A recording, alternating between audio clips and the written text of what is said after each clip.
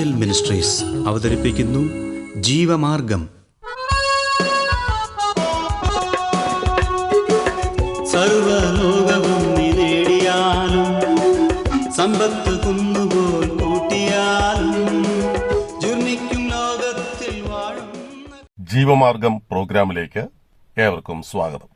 ഇന്ന് നമ്മോട് ദൈവവചനത്തിൽ നിന്ന് സംസാരിക്കുന്നത് ബ്രദർ ഐപ്പ് ചെറിയാൻ, ബാംഗ്ലൂർ. പ്രാർത്ഥനയോടെ ഈ സന്ദേശം ശ്രവിച്ചാലും. അപ്പോസ്തല പ്രവൃത്തികളുടെ പുസ്തകം 19-ാം അധ്യായം 11 മുതൽ 20 വരെയുള്ള വാക്യങ്ങൾ ഞാൻ വായിക്കുന്നു. അപ്പോസ്തല പ്രവൃത്തികളുടെ പുസ്തകം 19-ാം അധ്യായം 11 മുതൽ 20 വരെ. ദൈവം പൗലോസ് മുഖാന്തരം അസാധാരണമായ വീര്യപ്രവൃത്തികളെ ചെയ്യിക്കയാൽ അവന്റെ മെയ്മേൽ നിന്ന് റൂമാലും ഉത്തരീയവും രോഗികളുടെ മേൽ കൊണ്ടുവന്നിടുകയും വ്യാധികൾ അവരെ വിട്ടുമാറുകയും ദുരാത്മാക്കൾ പുറപ്പെടുകയും ചെയ്തു. എന്നാൽ ദേശാന്തരികളായി നടക്കുന്ന മന്ത്രവാദികളായ ചില യഹൂദന്മാർ പൗലോസ് പ്രസംഗിക്കുന്ന യേശുവിൻ്റെ നാമത്തിൽ ഞാൻ നിങ്ങളോട് ആണയിടുന്നു എന്ന് പറഞ്ഞ് യേശുവിൻ്റെ നാമം ചൊല്ലുവാൻ തുനിഞ്ഞു.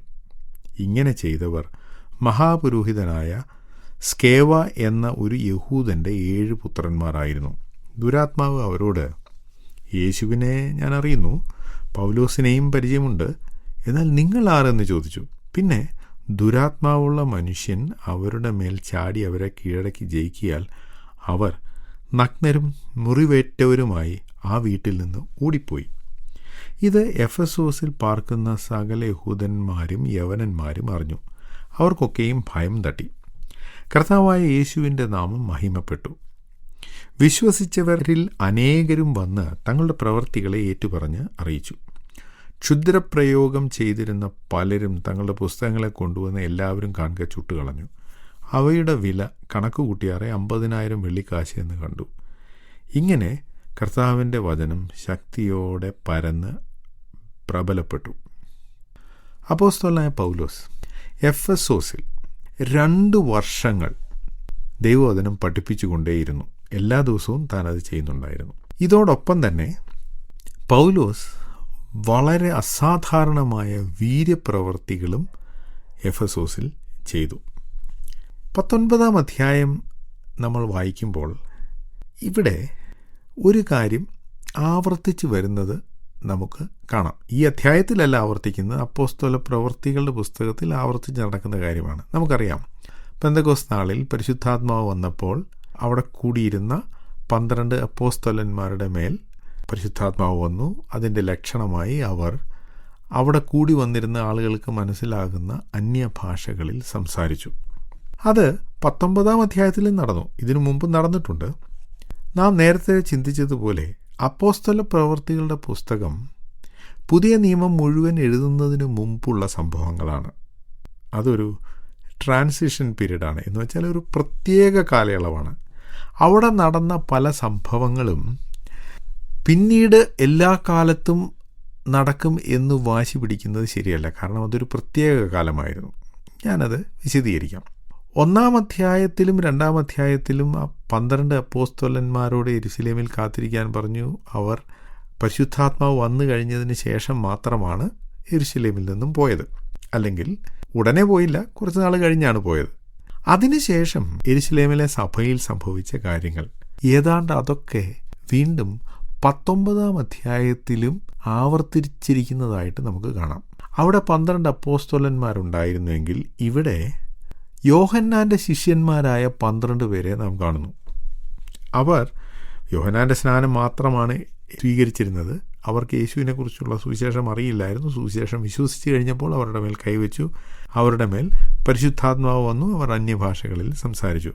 19-ാം അധ്യായത്തിലും 12 പേരെ കാണുന്നു. പിന്നെ അവർ യേശുവിൻ്റെ നാമത്തിൽ സ്നാനപ്പെട്ടു. യെരുശലേമിൽ വിശ്വസിച്ചവർ യേശുവിൻ്റെ നാമത്തിൽ സ്നാനപ്പെട്ടു. യെരുശലേമിൽ പിന്നീട് യഹൂദന്മാരുടെ എതിർപ്പുണ്ടായി. അത് എഫെസോസിലും ഉണ്ടായി. യെരുശലേമിൽ അപ്പോസ്തലനായ പൗലോസിൻ്റെ കൈയാൽ വലിയ വീര്യപ്രവൃത്തികൾ നടന്നു. യെരുശലേമിൽ മാത്രമല്ല, താൻ സഞ്ചരിച്ച സ്ഥലങ്ങളിലൊക്കെ അത് നടന്നു. ഒരു മരിച്ച പെൺകുട്ടിയെ ഉയർത്തെഴുന്നേൽപ്പിക്കുക വരെ പത്രോസ് ചെയ്തു എന്ന് നാം വായിക്കുന്നുണ്ട്. മാത്രമല്ല, പത്രോസിൻ്റെ നിഴൽ വീണിട്ട് ആളുകൾക്ക് സൗഖ്യമുണ്ടായി എന്ന് കാണുന്നു. 19-ാം അധ്യായത്തിൽ പൗലോസ് ഇതുപോലെ തന്നെ പ്രവർത്തിക്കുന്നു. അതായത് പൗലോസ് ജോലി ചെയ്തുകൊണ്ടിരുന്നപ്പോൾ തൻ്റെ തലയിൽ കെട്ടിയ റൂമാലായിരിക്കാം. ആ റൂമാൽ കൊണ്ടുപോയി രോഗികളുടെ മേൽ ഇട്ടപ്പോൾ അവർക്ക് സൗഖ്യം കിട്ടിയെന്നാണ് വായിക്കുന്നത്.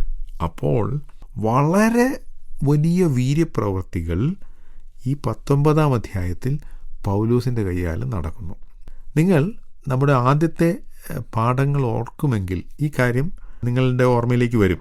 അതായത് അപ്പോസ്തല പ്രവർത്തികളുടെ ആദ്യത്തെ ഭാഗം പത്രോസിനെ കുറിച്ചുള്ളതാണെങ്കിൽ രണ്ടാം ഭാഗം പൗലോസിനെ കുറിച്ചുള്ളതാണ്. പത്രോസ് ചെയ്ത അതേ കാര്യങ്ങൾ പൗലോസ് പിന്നീട് ചെയ്യുന്നതായിട്ട് നാം കാണുന്നു. യെരുശലേമിൽ നടന്ന കാര്യങ്ങൾ ഇപ്പോൾ എഫെസോസിൽ നടക്കുന്നു. അപ്പോൾ ഇവിടെ സംഭവിച്ച വളരെ വിചിത്രമായ ഒരു കാര്യം നമ്മളിവിടെ കാണുന്നു. അത് 14-ാം വാക്യത്തിൽ കാണുന്ന ഒരു വ്യക്തിയും അയാളുടെ മക്കളുമാണ്. മഹാപുരോഹിതനായ സ്കേവ എന്ന ഒരു യഹൂദൻ്റെ 7 പുത്രന്മാരെക്കുറിച്ച് വായിക്കുന്നു. ഈ സ്കേവ ഒരു മഹാപുരോഹിതനല്ലായിരുന്നു എന്ന് ചരിത്രം പറയുന്നു. അപ്പോൾ യഹൂദന്മാരുടെ ഇടയിലുള്ള അല്ലെങ്കിൽ സ്വയം പ്രഖ്യാപിച്ച ഒരു ആത്മീയ നേതാവായിരുന്നിരിക്കാം അയാൾ. മാത്രമല്ല അയാളുടെ 7 പുത്രന്മാർ മന്ത്രവാദികളായിരുന്നു. അവർ ദുരാത്മാക്കളുടെ സഹായത്താൽ അത്ഭുതങ്ങൾ ചെയ്യുന്നവരായിരുന്നു. കർത്താവായ യേശു ഈ ഭൂമിയിൽ ജീവിച്ചിരുന്നപ്പോൾ യഹൂദന്മാർ യേശുവിനെക്കുറിച്ച് പറഞ്ഞു, അവൻ ഭൂതങ്ങളുടെ തലവനെ കൊണ്ട് ഭൂതങ്ങളെ പുറത്താക്കുന്നു. യേശു അതിന് മറുപടി പറഞ്ഞു, ഒരു ഗ്രഹം തന്നിൽ തന്നെ ഛിദ്രിച്ചാൽ അത് നിലനിൽക്കുകയില്ല. അതുകൊണ്ട് ഞാൻ ഭൂതങ്ങളെ പുറത്താക്കുന്നുവെങ്കിൽ അത് തീർച്ചയായും ബേൽസബൂലിനെ കൊണ്ടോ പിശാചിനെ കൊണ്ടോ അല്ല, ദൈവാത്മാവിൻ്റെ ശക്തിയാലാണ് എന്ന് താൻ പറഞ്ഞു. അത് കഴിഞ്ഞ് നമ്മുടെ കർത്താവ് അവരോട് ഒരു ചോദ്യം ചോദിക്കുന്നുണ്ട്. ഞാൻ ദുരാത്മാക്കളെ പുറത്താക്കുന്നത് പിശാചിൻ്റെ ശക്തി കൊണ്ടാണെന്ന് നിങ്ങൾ പറയുന്നുവെങ്കിൽ നിങ്ങളുടെ മക്കൾ എന്ത് ശക്തി കൊണ്ടാണ് ദുരാത്മാക്കളെ പുറത്താക്കുന്നത്? അതിൻ്റെ അർത്ഥം യഹൂദന്മാരായ ആളുകളുടെ ചിലരുടെ മക്കൾ അവർ ഭൂതത്തെ പുറത്താക്കുന്ന പരിപാടി നടത്തിയിരുന്നു. അക്കൂട്ടത്തിലുള്ള ചില ആളുകളാണ് ഇവർ പലതരത്തിൽ ഭൂതങ്ങളെ പുറത്താക്കിയിരുന്നു. എന്നാൽ ഈ അടുത്ത കാലത്ത് അവർ യേശുവിൻ്റെ നാമത്തെക്കുറിച്ച് കേട്ടു. യേശുവിൻ്റെ നാമത്തിൽ ഭൂതങ്ങളെ പുറത്താക്കുന്നു, ക്രിസ്തു ശിഷ്യന്മാർ അത് ചെയ്യുമ്പോൾ ഭൂതങ്ങൾ പുറത്താകുന്നു എന്ന കാര്യം അവർക്ക് ഉറപ്പായി. അപ്പോൾ അവർ ചിന്തിച്ചു, ഇതൊരു നല്ല ഐഡിയ ആണല്ലോ. അവർക്ക് അതൊന്ന് ചെയ്തു നോക്കാൻ തോന്നി. അവർ യേശുവിൻ്റെ നാമത്തിൽ ഭൂതങ്ങളെ പുറത്താക്കാൻ ശ്രമിച്ചു. ഇവർക്ക് യേശുവുമായി ഒരു ബന്ധവുമില്ല. യേശുവിൽ അവർ വിശ്വസിച്ചിട്ടില്ല. ദൈവവചനത്തെ തിരസ്കരിച്ചവരാണ്. മറിച്ച് ദുരാത്മാക്കളുടെ കൂടെ ജോലി ചെയ്യുന്നവരാണിവർ. അവരോട് ആ കാര്യം ദുരാത്മാക്കൾ തന്നെ തിരിച്ചു ചോദിക്കുകയാണ്. അവർ ചോദിച്ചെന്താണ്? യേശുവിനെ അറിയാം, പൗലോസിനെ അറിയാം, പക്ഷെ നിങ്ങളാരാ? ദുരാത്മാക്കൾ തന്നെ അവരെ വെല്ലുവിളിച്ചു. നിങ്ങൾക്ക് യേശുവുമായിട്ടോ പൗലോസുമായിട്ടോ ഒരു ബന്ധവുമില്ല. അതില്ലാതിരിക്കെ നിങ്ങൾക്ക് എങ്ങനെ യേശുവിൻ്റെ നാമത്തിൽ ഞങ്ങളെ പുറത്താക്കാം? അപ്പോൾ ഇവരെന്താണ് ശ്രമിച്ചത്? മറ്റുള്ളവർ, അതായത് യേശുക്രിസ്തുവിൻ്റെ യഥാർത്ഥ ശിഷ്യന്മാർ ഭൂതങ്ങളെ പുറത്താക്കുന്നത് അവർ അനുകരിക്കാൻ ശ്രമിച്ചു. ആത്മീയ ഗോളത്തിലെ ഒരു വലിയ അപകടമാണിത്, അനുകരണങ്ങൾ. ആത്മീക വരങ്ങൾ അനുകരിക്കാൻ ആളുകൾ ശ്രമിക്കും. ആത്മീക ഫലങ്ങൾ ആർക്കും വേണ്ടാതെ ആരും അനുകരിക്കുകയുമില്ല. എന്നാൽ ആത്മീക വരങ്ങളെ അനുകരിക്കാൻ ആളുകൾക്ക് ഇഷ്ടമാണ്. ഇവരതാണ് ചെയ്തത്. ഞങ്ങൾ ഭൂതങ്ങളെ പുറത്താക്കിയാൽ അത് ഞങ്ങൾക്ക് ഗുണമാണ്. അവർ ഈ ഫോർമുല പ്രയോഗിച്ച്, എന്തായിരുന്നു അവരുടെ ഫോർമുല?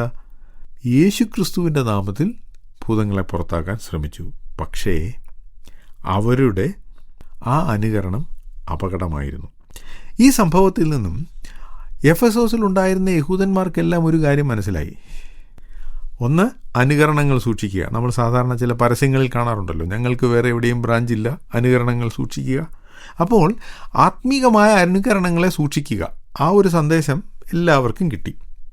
അതോടൊപ്പം തന്നെ അനുകരിക്കുന്നവരും സൂക്ഷിക്കുക.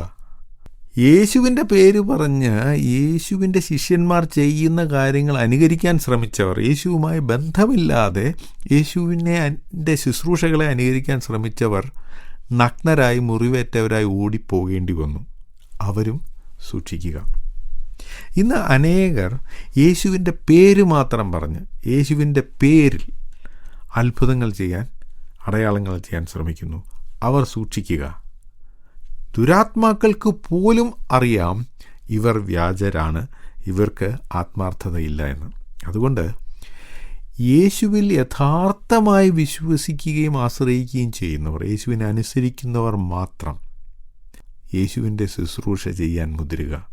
അല്ലാത്തവർ ചെയ്താൽ അത് അപകടമാണ്. ഈ സന്ദേശം ശ്രദ്ധിച്ച എല്ലാ പ്രിയപ്പെട്ടവർക്കും കർത്തൃനാമത്തിൽ നന്ദി. ബൈബിൾ കറസ്പോണ്ടൻസ് കോഴ്സിൽ ചേർന്ന് പഠിക്കുവാൻ ആഗ്രഹിക്കുന്നവർ മേൽവിലാസം അയച്ചു തന്നാലും പ്രാർത്ഥനാ വിഷയങ്ങളും അറിയിക്കുമല്ലോ.